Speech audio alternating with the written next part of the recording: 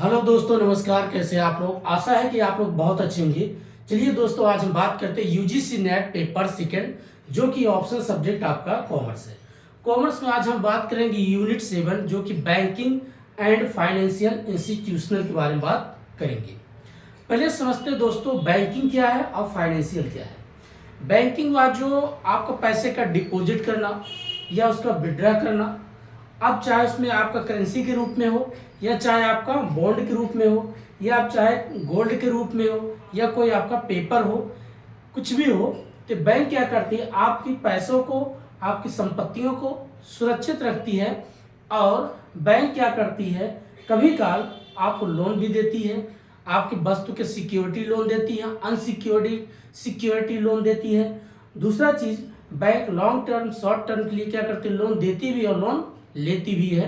तो उसके बाद पढ़ेंगे टाइप्स ऑफ बैंकिंग क्या है, जैसे रूरल बैंक क्या है, अर्बन बैंक क्या है, कारपोरेट बैंक क्या है, कारपोरेशन बैंक क्या है। फिर उसके बाद पढ़ेंगे पेमेंट बैंक क्या है, शेड्यूल बैंक क्या है, नॉन शेड्यूल बैंक क्या है, आरबीआई क्या, आरबीआई के फंक्शन क्या है। फिर उसके बाद पढ़ेंगे मॉनेटरी पॉलिसी क्या है। फिर मॉनेटरी पॉलिसी के बाद पढ़ेंगे सप्लाई मनी क्या है और मनी के फंक्शन कैसे कार्य करते हैं, टाइप्स ऑफ मनी क्या है। ये पूरी सारे सिस्टम किस पे बात करती है, बैंकिंग के ऊपर। अगला हम देखेंगे इसमें फाइनेंशियल इंस्टीट्यूशनल।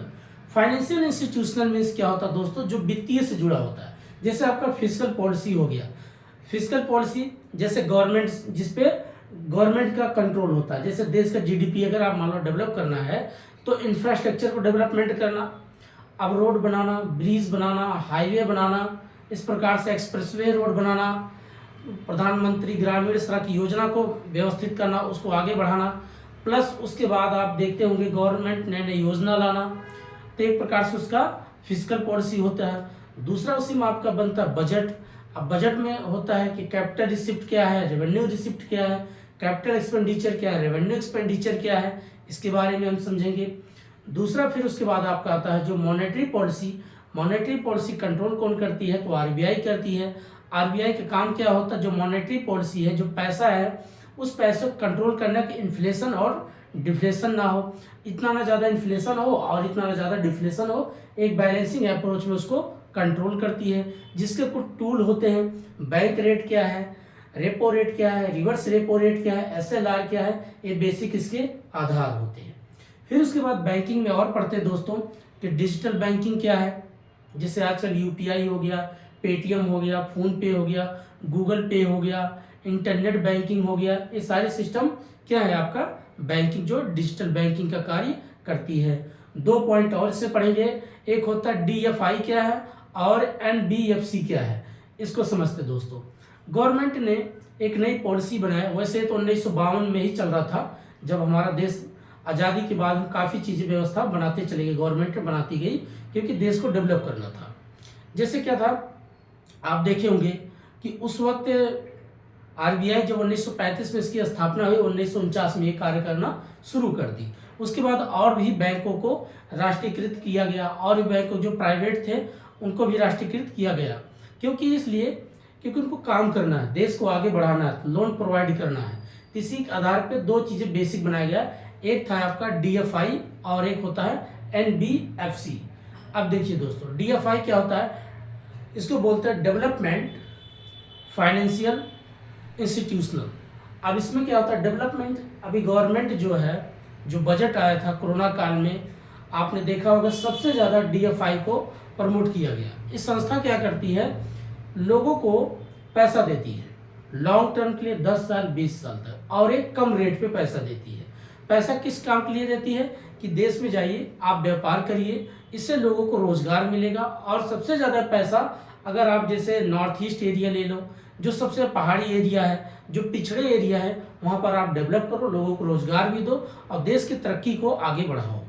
तो क्या डीएफआई जो होती है, डेवलपमेंट फाइनेंशियल इंस्टीट्यूशनल, ये लॉन्ग टर्म के लिए लोन देती है।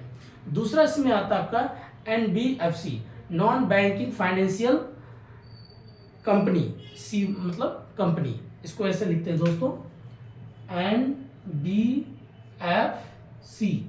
इसको होता है नॉन बैंकिंग फाइनेंशियल कंपनी। ये क्या करता है, एक प्रकार से बैंकिंग की तरह ही सारा काम करता है, बट एक चीज इसमें अंतर होता है, ये डिपॉजिट नहीं करता, जैसे पैसे को आम जनता का पैसे अपने पास नहीं रखता है, ये लॉन्ग टर्म के लिए लोन देता है। आप ये भी जो है लोन देता है 10 साल 20 साल तक, एक प्रकार से ये गैर बैंकिंग के तरीके से काम करती है, बट ये आरबीआई के रूल के अकॉर्डिंग ही चलती है। अगर कोई बैंक होता है, आरबीआई के जो रूल होता है, अगर आरबीआई 2 रूल बना रखा है इसमें, एक शेड्यूल बैंक, एक नॉन शेड्यूल बैंक। तो क्या करता है, शेड्यूल बैंक के अकॉर्डिंग जो सारे बैंक होते हैं, जैसे आपका एक्सिस बैंक है, यूनियन बैंक है, नाबार्ड बैंक है, सारे जितने बैंक अगर आप देखोगे तो शेड्यूल के अकॉर्डिंग इसमें सेक्शन 7 के जो अकॉर्डिंग है चलती है। नॉन शेड्यूल में क्या होता है, कुछ नॉन बैंकिंग को जोड़ दिया गया है कि एक प्रकार से एक गवर्नमेंट इनको ज्यादातर प्रोवाइड करवाती है। कौन करती है, गवर्नमेंट इनको सबसे ज्यादा छूट देती है व्यापार करने के लिए और लोगों को लोन देने के लिए। लेकिन गवर्नमेंट अगर देती तो है परमिशन, लेकिन इंटरनल अगर देखा जाए तो आरबीआई ही इनको जो है कंट्रोल इनको भी करती है। और कौन से सेक्शन, ये होता है नॉन शेड्यूल, गैर अनुसूची, एक प्रकार से नियम है, उस रूल के अकॉर्डिंग इसको काम करना पड़ता है। तो ये काफी चीजें समझेंगे, पहले शुरुआत करते हैं एक एक करके। पहले समझेंगे बैंकिंग क्या है, फिर उसके बाद इसमें 2-3 टॉपिक और आता है दोस्तों। बैंकिंग रिफॉर्म क्या है, जैसे नरसिम्हा राव कमेटी क्या थी, नरसिम्हा राव कमेटी लाया गया तो इसके पीछे क्या कारण था, उसको भी समझेंगे। तो काफी बहुत बड़े इसमें टॉपिक होते हैं। पहले समझेंगे बैंकिंग, दूसरा इसमें बैंकिंग एंड फाइनेंशियल इंस्टीट्यूशन,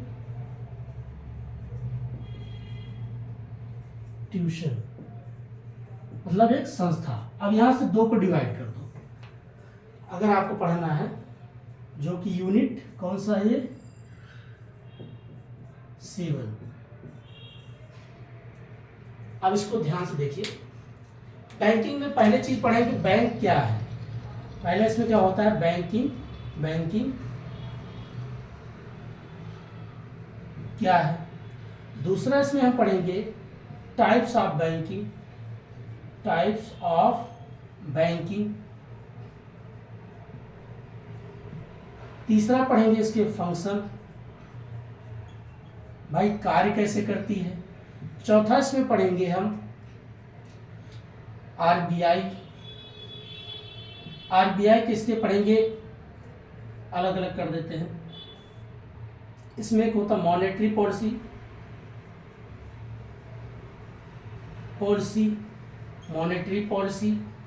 फिर सप्लाई मनी,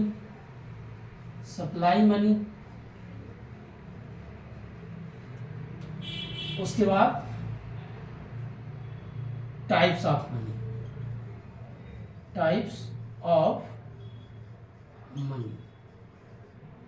और एक पढ़ते इसमें कंट्रोल ऑफ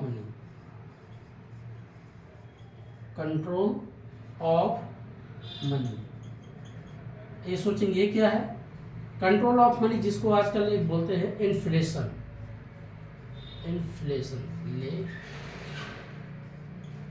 इन्फ्लेशन मीन्स जो आपका स्फीति बढ़ती है, सारा काम कौन करता है, आरबीआई। ये पूरा बैंकिंग के बेसिक आधार। फिर 2 और पढ़ते इसमें, एक होता है डीएफआई बैंक और एक पढ़ते हैं एनबीएफसी बैंक। ये दोनों को बेसिक चीज समझेंगे। और उसके बाद नेक्स्ट यहां लिख देते दोस्तों, डिजिटल बैंकिंग,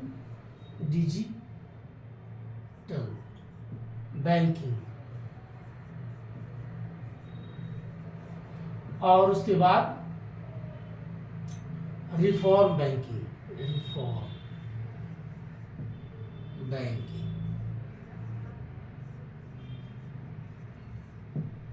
जिसमें नरसिम्हा राव कमेटी कर किसमें आता है, नरसिम्हा राव कमेटी करते। इस प्रकार की चीजें यहाँ पर हम पढ़ते हैं। तो ये बेसिक जो सारी चीज़ें आपको पढ़ेंगे। अब एक पहले बताते हैं, ये आपका हो जाएगा बैंकिंग का। अब एक करके पहले समझाते हैं, तब उसके बाद फाइनेंशियल इंस्टीट्यूशन पे आते हैं। बैंकिंग क्या, बैंक का कार्य क्या है? पैसों को जमा करना, पैसों को उधार देना, लोन लेना और लोन देना, ये काम होता है बैंक का। अब टाइप्स ऑफ बैंकिंग में कौन कौन आते हैं? Commercial bank, rural bank, urban bank, NABARD bank. उसके बाद आपका आता है schedule bank, non schedule bank, corporate bank, payment bank, saving bank. ये सारी चीज़ें होते हैं बैंक के प्रकार। कभी कभी पूछता है कि नेशनलाइज इस वक्त कितने बैंकिंग हैं। पहले दोस्तों अगर देखा जाए तो 19 थी, आज उसको घटा करके 12 कर दिया गया नेशनलाइज बैंक। 12 ही टोटल आजकल नेशनलाइज बैंक, क्योंकि बाकी सबको प्राइवेट करते चला जा रहा है गवर्नमेंट भी सोचता है कि क्योंकि उसको सबसे ज़्यादा गवर्नमेंट, अगर उसको गवर्नमेंट प्राइवेट नहीं करेगा तो काम नहीं होगा, इसलिए वो सबको प्राइवेट करता है, क्योंकि लोग प्राइवेट में काम अच्छा करते हैं। और गवर्नमेंट सेक्टर जितनी गवर्नमेंट चीज़ें होती काम लोग कम करते हैं, लापरवाही, इसलिए गवर्नमेंट ने सोचा प्राइवेट करो। पहले 19 था, आज घटा के देखो 12 कर दिया गया दोस्तों। तो बैंक हम पढ़ लेंगे, बैंक क्या, इसके टाइप्स बता रहे हैं। रूरल बैंक क्या होता है? पहला रूरल, जो गांव के विकास के लिए बैंक बनाया गया है वो रूरल हो गया। नाबार्ड बैंक वो बनाया गया जो कृषि क्षेत्रों के लिए, सबसे ज़्यादा नाबार्ड बैंक क्या करती है? बैंक के विकास के लिए लोन देती है। ग्रामीण जो क्षेत्र में बैंक हैं उनको नाबार्ड बैंक क्या करती है? पैसा प्रोवाइड कराती है। जैसे कृषि लोन लेना चाहो, आप कृषि के लिए खेती करना चाह रहे हो, मुर्गी पालन कर रहे हो, कुक्कड़ जिसको बोलते हैं पालन करना, मछली पालन, गाय भैंस का अगर आपको पालन करना है या बाग बगीचा लगाना है, तो गवर्नमेंट क्या करती है? लोन प्रोवाइड करवाती है। होता है रूरल डेवलपमेंट बैंक, अर्थात गांव के विकास के लिए जो बैंक बनाया गया वो रूरल। अर्बन, अगर आपको शहरीकरण में आपको मान लीजिए बिल्डिंग बनाना है, बिजनेस करना है, जो शहर में होता है, कोचिंग खोलना है, तो आपको पैसे अगर लेना, वो अर्बन बैंक होती है।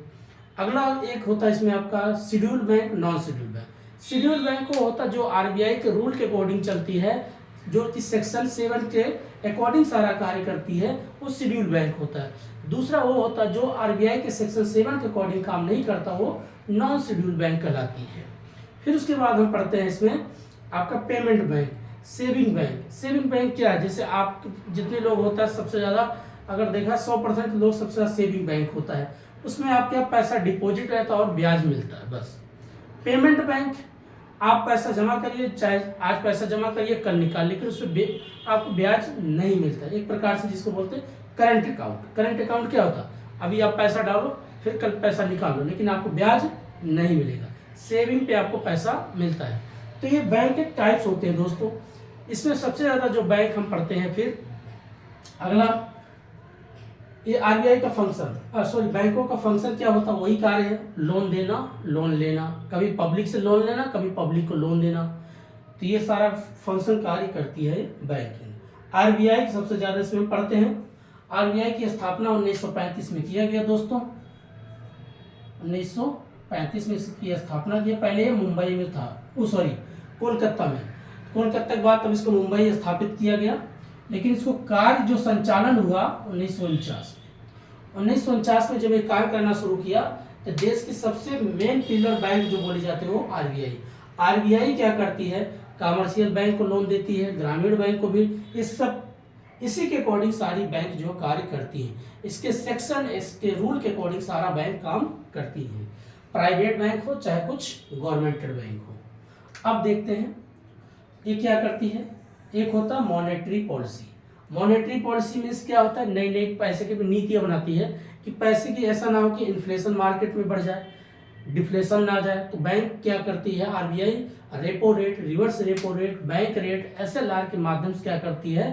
बैंक जो मुद्रा को कंट्रोल करती है, इन्फ्लेशन को कंट्रोल करती है। जैसे अगर मान लीजिए मार्केट में पैसा ज़्यादा हो जाएगा तो आरबीआई क्या कर देगी? इंटरेस्ट रेट को महंगा कर देगी, और अगर मार्केट पैसा कम है तो इंटरेस्ट रेट सस्ता कर देती है, जिससे लोग जो है लोन ज़्यादा तर क्या करते हैं? लेते हैं। और जब लगता है मार्केट पैसा बिल्कुल नहीं है तो सस्ता करेगी, और मार्केट पैसा ज़्यादा होगा तो रेट को महंगा कर देगी। दूसरे और इसकी एक आधार बना रखा है, जैसे एलआईसी हो गया, म्यूचुअल फंड हो गया। तो एक प्रकार से अगर यहाँ से पैसे कंट्रोल नहीं करती तो लोगों को लालच देती है कि एलआईसी में पैसे इन्वेस्टमेंट करो, म्यूचुअल फंड में पैसा लगाओ, इससे आपको बोलेगी कि यहाँ पर आपको 100 रुपया डालोगे तो आपको 20 रुपया देंगे। एक एग्जाम्पल लेते हैं, लोगों को लालच आएगा कि चलो 100 रुपया लगाते 20 रुपया मिलेगा। तो जितना पैसा मार्केट में सबसे ज़्यादा होता है लोग क्या करते हैं, म्यूचुअल फंड में इन्वेस्टमेंट कर देते हैं, LIC में इन्वेस्टमेंट कर देते हैं। ये बेसिक आधार होता है जो कि मॉनेटरी पॉलिसी के माध्यम से पैसा क्या किया जाता है, कंट्रोल किया जाता है। एक होता है सप्लाई मनी। सप्लाई मनी में क्या क्या पढ़ते हैं, जैसे M1 मनी क्या है, M2 मनी क्या है, M3 मनी क्या है, M4 मनी क्या है। इसमें क्या होता है दोस्तों, एक पब्लिक को देखा जाता है, एक करेंसी को देखा जाता है, और एक टाइम डिपॉजिट और आपका एक हो जाता है डाक डिपॉजिट। इसमें क्या होता है, जनता के पास पैसा ज़्यादा है और एक बैंक है। बैंक के पास तभी पैसा आएगा जब मान लीजिए जनता है, अगर पूरे भारत में लोगों को देखा जाए सभी लोगों के पास पैसा है, अगर इस पैसे को तो उसको एक रेशियो बनाएगा कि पब्लिक के पास कितना परसेंट है करेंसी पैसा, तो पता चला 90% है, बैंक के पास 10% है, तो इन दोनों को मिला दिया पब्लिक और बैंक, तो बोलेंगे M1 मनी।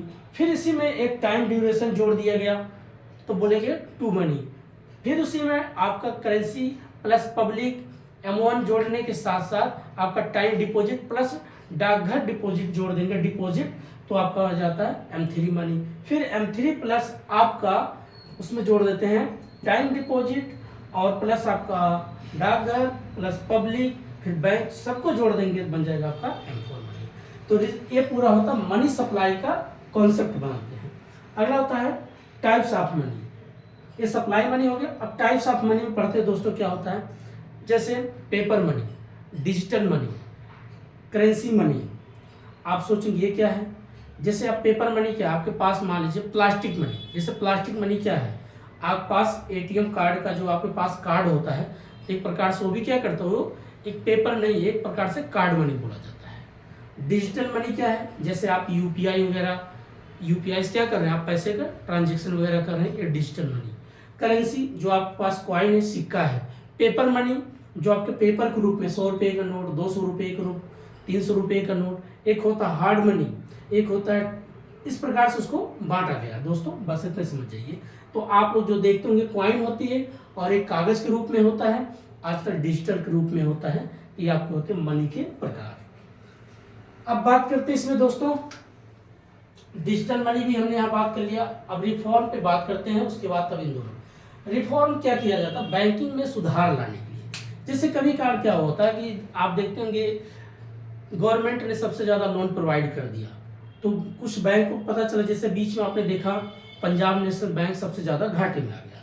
तो एक रिफॉर्म लाया जाता है कि आप लोन उतना ही लोगों को बांटो, अगर ज़्यादा लोन दे दिया, अगर वो पैसा वापसी नहीं आएगा तो आप तो NPA में घोषित हो जाओगे, नॉन परफॉर्मेंस एसेट हो जाएगा, आपका पैसा आएगा नहीं, तो आप तो घाटे में हो जाओगे। और घाटे में हो जाओ तो पब्लिक आप पे क्या करेगी, प्रेशर देगी, तो आपके गुडविल ख्याति सब खराब हो जाएगा, लोग पैसे इन्वेस्टमेंट नहीं करेंगे। तो उसमें एक रिफॉर्म लाया जाता है, कितने रेशियो में कितना पैसा देना चाहिए और किसको पैसा देने के लिए उससे पहले कितनी संपत्ति अपने पास सिक्योरिटी के रूप में रखना चाहिए। ये सारी चीज़ें क्या करती है, रिफॉर्म बात करती है। जैसे एक बात करते हैं नरसिम्हा राव कमेटी, इन्होंने इसी चीज़ पे बात किया था, NPA वगैरह ज़्यादा ना बढ़े, इसको कंट्रोल में लाना चाहिए। इन्होंने 1991 में भी की, 1998 में लेके आए थे। कई बार इनका रिपोर्ट आया था, इनका रिपोर्ट हमेशा इन्फ्लेशन डिफ्लेशन के ही ऊपर होता है, और सबसे ज़्यादा NPA भी ना, पैसा सबसे ज़्यादा NPA ना हो जाए कोई बैंक, या कोई बैंक सबसे ज़्यादा उसकी गुडविल ख्याति खराब ना हो जाए। जैसे आजकल देखते होंगे ICICI जो बैंक है 1952 में इसकी स्थापना किया गया, और इतना बढ़िया ये काम करती है, आप देखिए हर बैंक से अच्छा सर्विस प्रोवाइड करवाती है। तो अब जो बैंक अच्छा काम करेगी तो उसका नाम लिया जाएगा, लोग कहेंगे गवर्नमेंट बैंक छोड़ो, SBI में क्यों जाए, चलते ICI में खा लो, अपने अकाउंट्स जो है खोलते हैं, क्योंकि लोगों को घर बैठे ही आपका ATM कार्ड, पेटीएम नंबर, सब कुछ बढ़िया, आपको फटाफट सब कुछ मिल जाता है कम समय में, और जल्दी से जल्दी आपको सर्विस मिल जाता है। और हर एक चीज़ को आपको क्या किया, इन्फॉर्म किया जाता है, सर ये इस वक्त इतना रेट चल रहा है म्यूचुअल फंड में कि आप पैसा इन्वेस्टमेंट करोगे, या LIC का इस प्रकार से इतना रेट चल रहा है कि आप पैसा इन्वेस्टमेंट करोगे।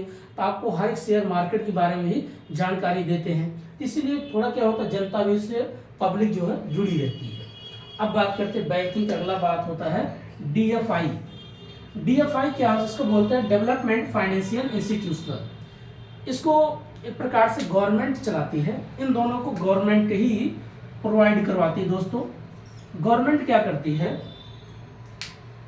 कुछ ऐसी संस्था बना दी है, इसको बोलते हैं नॉन बैंकिंग तरीके से काम करना, कि जैसे कि मान लो देश में डेवलप करना है, विकास लाना, रोड बनाना है, हाईवे बनाना है, ब्रिज बनाना है, बड़े बड़े आईआईटी सेक्टर मतलब कॉलेज भी खोलने हैं, तो ये क्या करती है, ये संस्था बोलती है जो बड़े बड़े बिजनेसमैन हैं उनको पैसा देती है कि आप पैसा लीजिए और सस्ते पे ले जाइए। ये नहीं अगर बैंक आपको 8% पे दे रही, 8 रुपये पे दे रही, हम आपको 5 रुपये पे देंगे, 5 मतलब 5% पे ही आपको हम ब्याज पे पैसा दे देंगे। तो लोगों को लगेगा जब यहाँ से, और उसके बाद लॉन्ग टर्म के लिए 20 साल के लिए पैसा लीजिए, 10 साल के लिए पैसा लीजिए, उसके बाद हम आपसे ब्याज मांगेंगे या तो अपना प्रिंसिपल वैल्यू मांगेंगे। तो लोगों के लिए क्या किया गया, ये बनाया गया कि बड़े से बड़े उद्योगपति हो, कोई भी हो, पैसा लो और देश में किसी एक नए फील्ड को डेवलपमेंट करो, चाहे आईटी सेक्टर को डेवलपमेंट करना हो, एजुकेशन सेक्टर को डेवलपमेंट करना हो, या एग्रीकल्चर सेक्टर को डेवलपमेंट करना है, मैन्युफैक्चरिंग सेक्टर कोई भी लो, प्राइमरी सेकेंडरी टर्सरी किसी भी सेक्टर को अगर आपको डेवलप करना है, और सबसे ज़्यादा जो एरिया पिछड़ा है तो वहाँ पे अगर आप काम करते हो, उसको आगे बढ़ाते हो, तो इससे देश की तरक्की होगा, लोगों को रोजगार मिलेगा, और इससे देश में जब तरक्की होगा, रोजगार मिलेगा, देश की प्रोडक्शन बढ़ेगा और टैक्स बढ़ेगा, तो देश ऑटोमेटिक क्या होगा, डेवलप करेगा।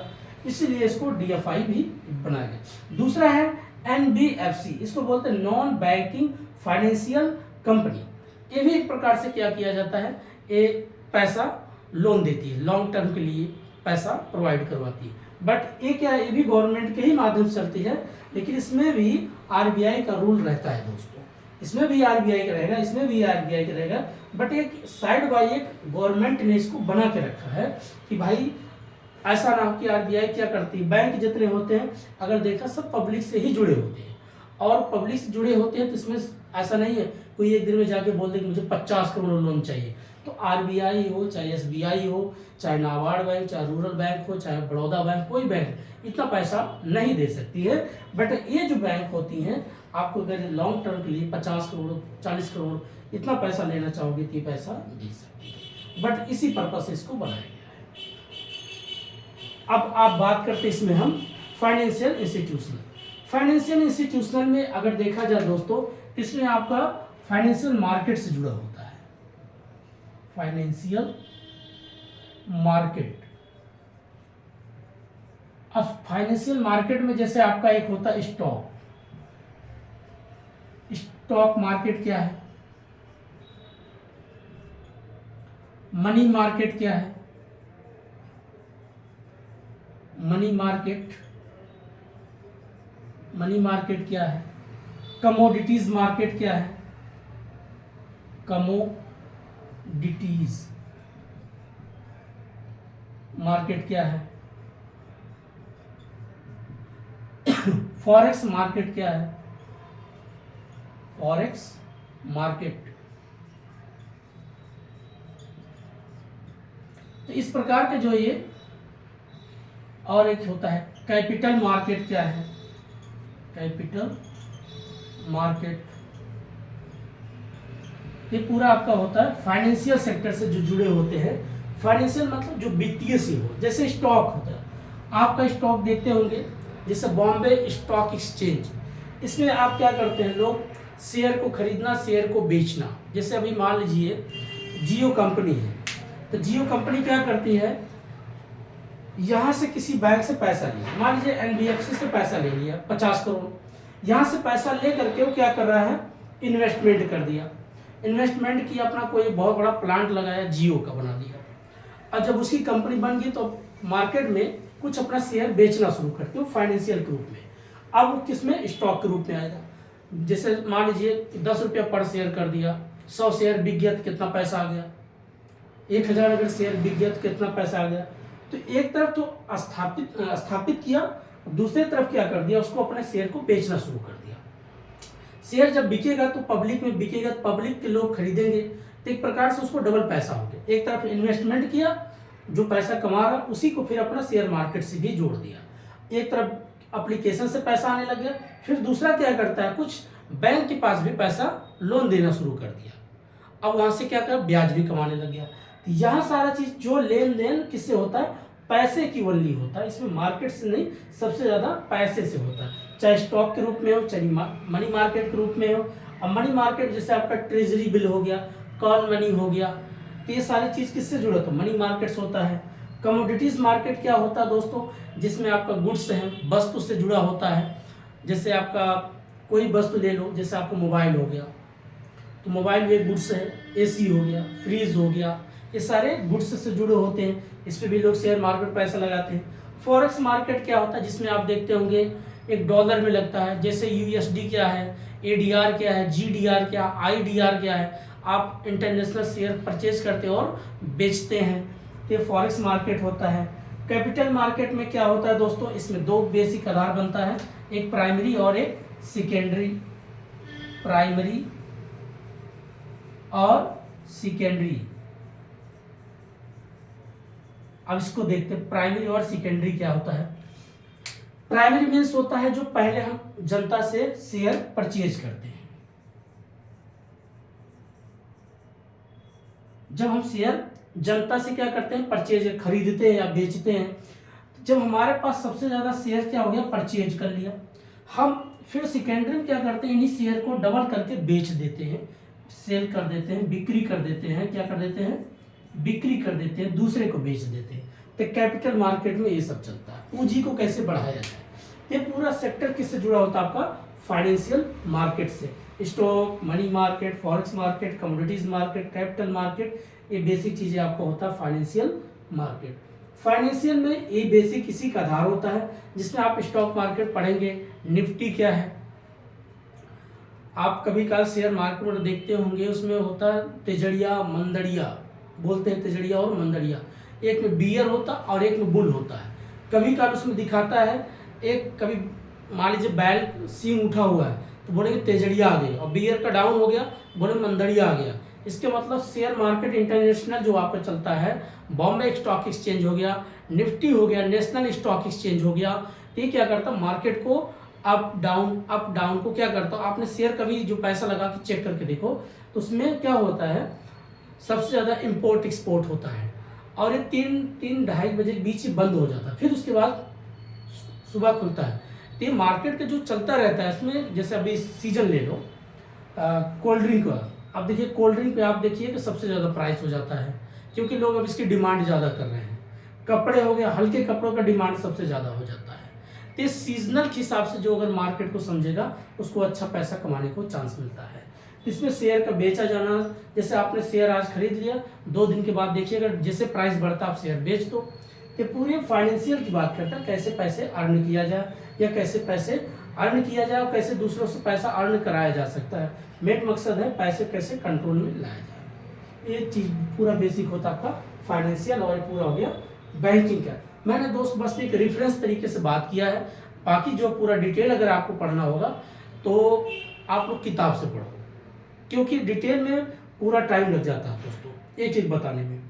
किताब से अगर आप इस चीज़ को पढ़ोगे ढंग से तो आपको पूरा समझ में आएगा। वीडियो से सिर्फ क्या होता है, कोई थोड़ा बहुत गाइड कर सकता है, बट किताब से ही पूरा नॉलेज भरपूर होता है दोस्तों। मैं हकीकत बता रहा हूँ, क्योंकि यहाँ मैं अगर स्टॉक के बारे में बात करूँगा, स्टॉक अपने आप में एक कम से कम 5 पेज का पूरा चैप्टर होता है। मनी मार्केट 3 पेज का होता है, फॉरेक्स जो 2 पेज का होता है, कमोडिटीज मार्केट 1.5 पेज का होता है, और ये जो है आपका कैपिटल मार्केट है, ये कम से कम 3 पेज का है। तो दोस्तों इसीलिए मैं कह रहा हूँ कि अगर वीडियो से खाली रेफरेंस ले लीजिए और पढ़िए किताबों से। तो दोस्तों इतना ही था, तब तक के लिए नमस्कार, जय हिंद।